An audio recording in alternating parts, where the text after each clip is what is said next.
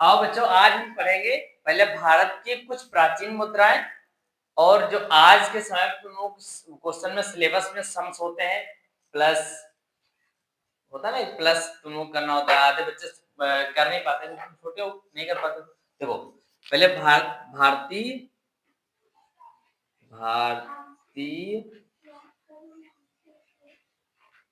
प्राचीन मुद्रा, ठीक है, यहां लिखो, यहां से 3 कौड़ी नहीं, 3 फूटी कौड़ी, 3 फूटी कौड़ी,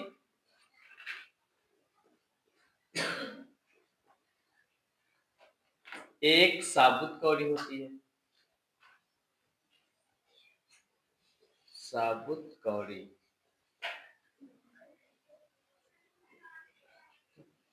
10 कौड़ी, एक दमड़ी,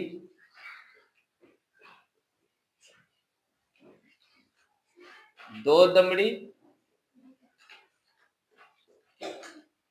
2 दमड़ी, एक पाई और 1.5 पाई, 1.5 पाई, एक ढेला,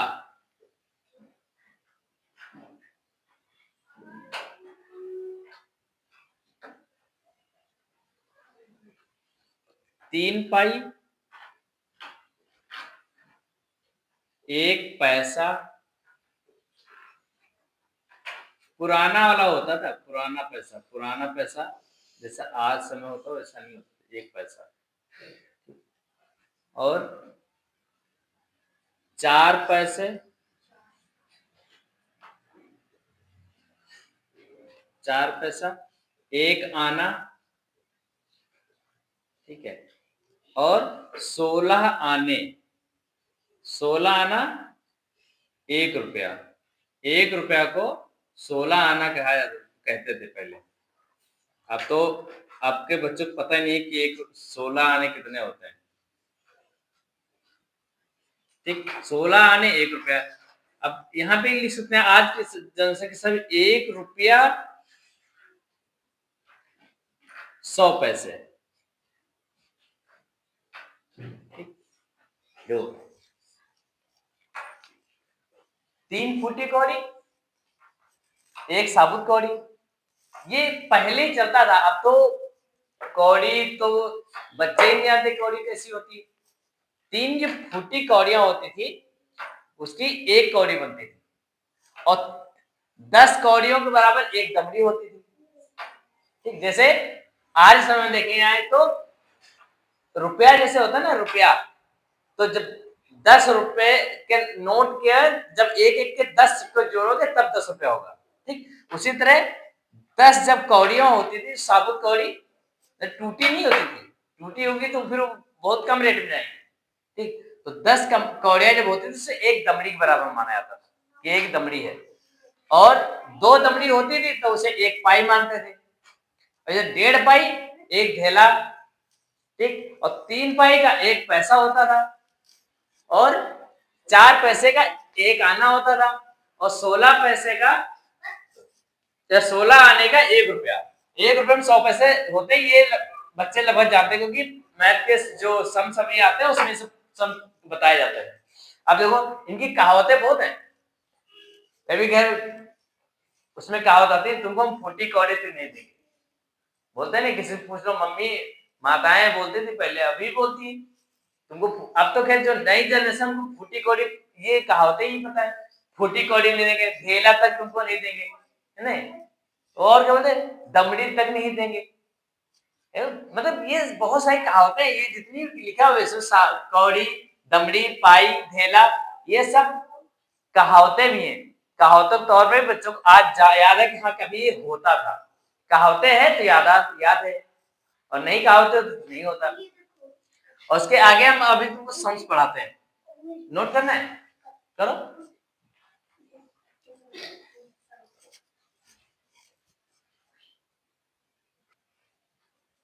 अभी जो तुमने प्राचीन मुद्राएं देखा था, अब हम जैसे बहुत से सम्स आते हैं ना कि इतने रुपए हैं, इनको हमें पैसे में बदलना है।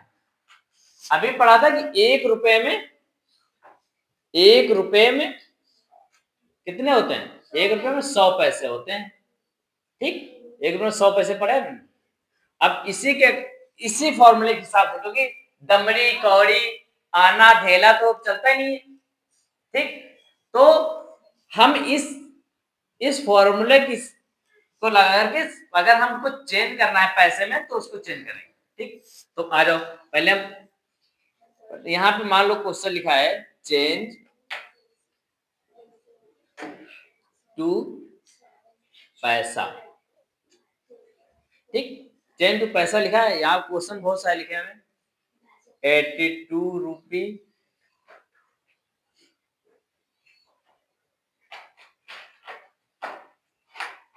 38 रुपी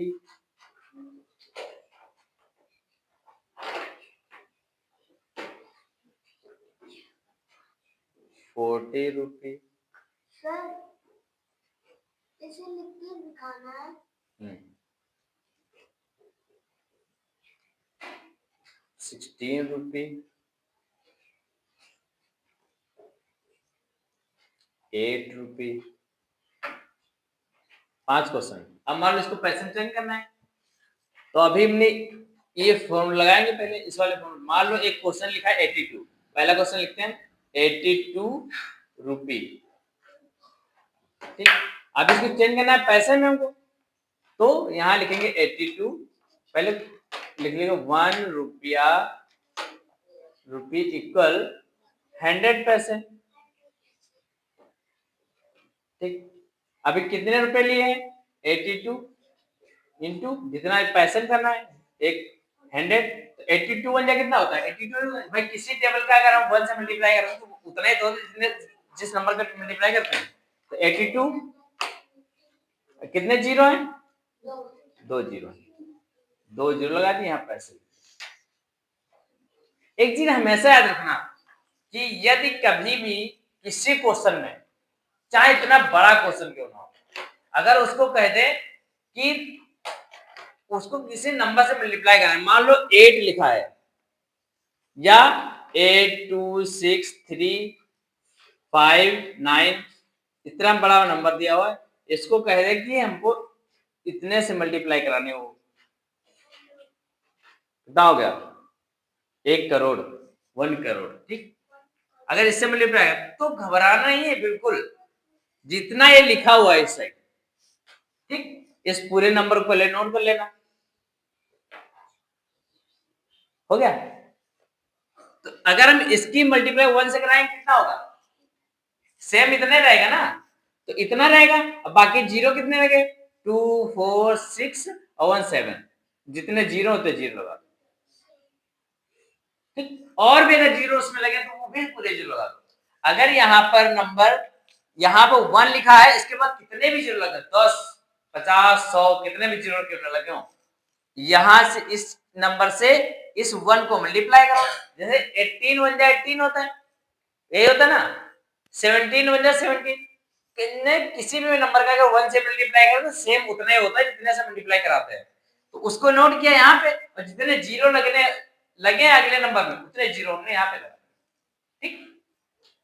और दूसरा मान लो यहाँ पे 2 लिखा है, यहाँ पे 2 लिख दिया, तो क्या करेंगे, इस नंबर को हम केवल 2 से मल्टीप्लाई कराएंगे, ये सारे जीरो हटा दो,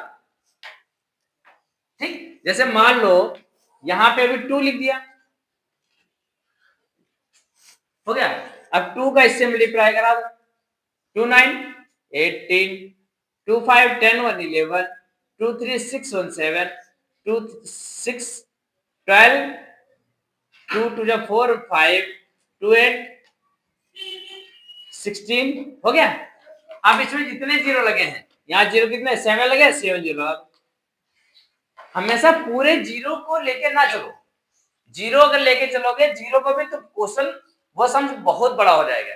इसलिए हमेशा जीरो पहले जो भी डिजिट लिखा है 2 1 2 3 4 जो भी उस डिजिट से मल्टीप्लाई करा दो और जितने जीरो लगे उतने जीरो से प्लस करो। समझ गए ना? कभी भी प्लस करके ये मत सोचो कि यहाँ पे मल्टीप्लाई किसी टीचर ने दे दिया है कि हमको ऐसे लिखा है, उन्होंने टीचर ने दिया है इस तरह मल्टीप्लाई है और इसको तुम्हें इससे मल्टीप्लाई है 4 0 0 0 0 बहुत सारे जीरो दे दिए। अब तुम कैसे लिखते हो? पहले तो इस नंबर को ऊपर लिखते हो, ठीक, फिर ये जितने 4 लिखे हैं तुम सोचते हो इसमें तो बहुत जीरो है, इसको करें कैसे? तो फिर ऐसे क्रॉस लगाते हो, फिर 4 लिखते हो, फिर जीरो जितने होते हैं वो सारे जीरो लगाते हो, ऐसे करते हो ना। तो ऐसा ना करो, हमेशा क्या करना है, सिर्फ जो 4 लिखा है यहाँ पे उससे मल्टीप्लाई करा दो। जितना 4 है जो भी आएगा आपका आंसर आ गया, उसका जितने जीरो लगे हैं उतने जीरो लगा दे आप, ठीक है?